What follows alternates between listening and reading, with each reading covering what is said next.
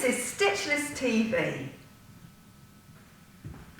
Now today on Stitchless TV, I want to talk to you about pattern matching. So for those of you that don't know, pattern matching is when you match the patterns. So if I didn't have anything in my pockets, would you be able to see that I have pockets on my dress? If you can't, then that's fantastic pattern matching. So I'll let you have a closer look at my pockets so you can see how good or bad my pattern matching actually is. Now, sometimes when you do pattern matching, you can't, because of the way your pattern of your garment is cut, you can't do it perfectly, or because of the way the repeat is. But you do the best that you can, so you give an impression of having matched up the patterns. I'm not crazy mad about pattern matching. I think it's more important that you just have fun making your clothes. But if you do want to pattern match, it's much easier than you think, especially if you use my speed sewing technique. So this is how I do it. So say you've got some stripes.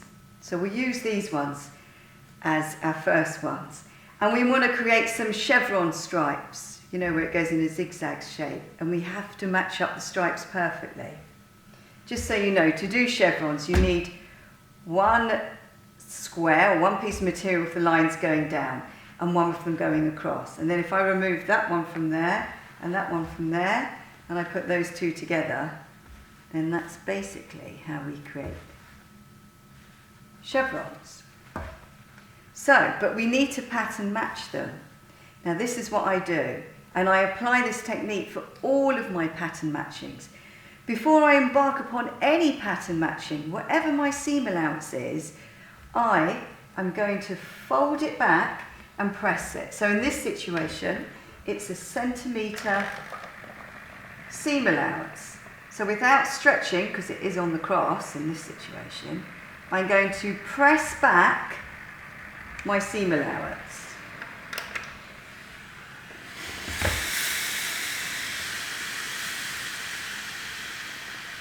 So having done that, I'm going to put it against my fabric.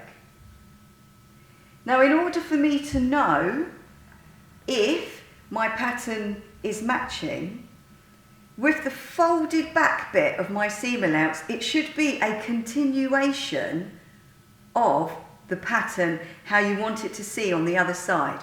It will all make sense in a minute. Once you're happy with the position of everything, then you're ready to sew. Now also with chevrons, when you fold them over, your lines, if you can see through your fabric and your lines are all dead straight, then that's also another sign of them being lined up. So what I'm going to do, I'm just going to put it under the machine and put the needle in whilst I check that my chevrons are perfectly lined up. And then, if they are, I'm just going to sew, but always checking that when I go like this, it is a continuation of the design.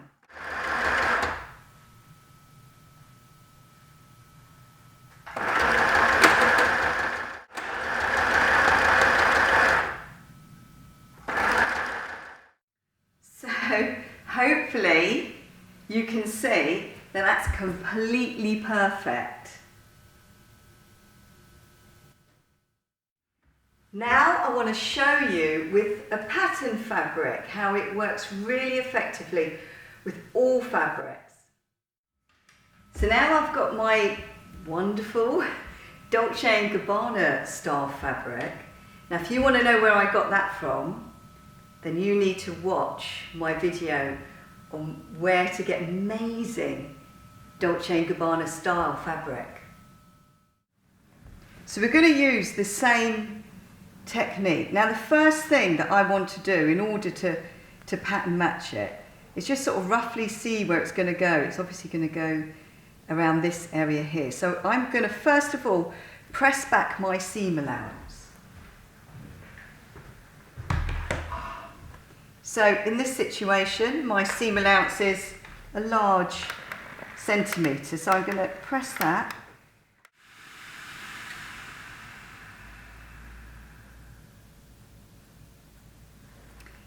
And then you lay it on your garment, and then you lay it on your fabric wherever you think it's supposed to be going.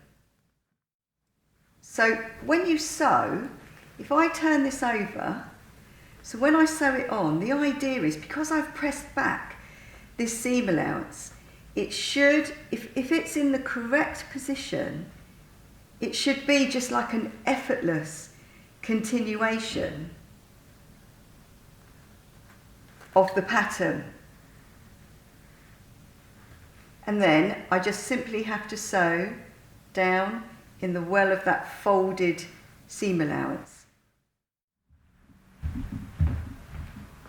So once you've got it in position, and your starting position is so important, then lay down your fabric and make sure that when it is laid down, that it simply looks like a continuation of the actual design as it goes onto the selvage, and then you know it will be perfect pattern matching. But then, as I say, I have to carefully fold it over. But then I keep checking it back. So I'll fold it back, lay it down, make sure it's just a smooth continuation, hold it in position. So I'm going to carry on now with this bit. Is that in the right position? It's a continuation, so that looks good.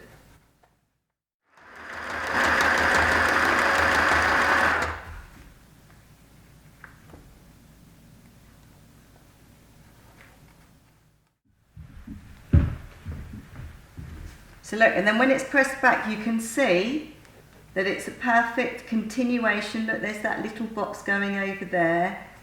And look, we've got the start of the flowers there. So next time someone talks about pattern matching, don't be scared. Remember, you just fold back that seam allowance, press it, line it up with your fabric right sides together, and if your pattern is continuing, like smoothly continuing onto the seam allowance, then it's probably lined up perfectly. Now, sometimes on my videos, I've noticed you're more interested in what I'm wearing than my actual tutorials. So I thought I might tell you a little bit about the dress that I'm wearing today. So the fabric, you can see where I got it from in my Where to Buy Amazing Dolce & Gabbana fabric tutorial. For the rest of it, I used how to make box pleats and how to finish off, I can't remember what it's called now, but I'll put the link below. But I changed the shoulders a little bit. Look, I've put these kind of braces on there and super glamorous buttons that are actually about 25 years old. I've had them in my button stash. And I forgot to say, I put huge, I could live in there, I put huge patch pockets on the sides in line with the sides of the dress, because I do like a big pocket. Now, if you fancy a tutorial on how to do patch pockets, I'm really happy to do that. Just comment below and tell me if you want one. Thank you so much for watching Stitchless TV. Don't forget to look at the Facebook page. There are more photos of this dress. And I'll see you again really soon. Thank you. Bye.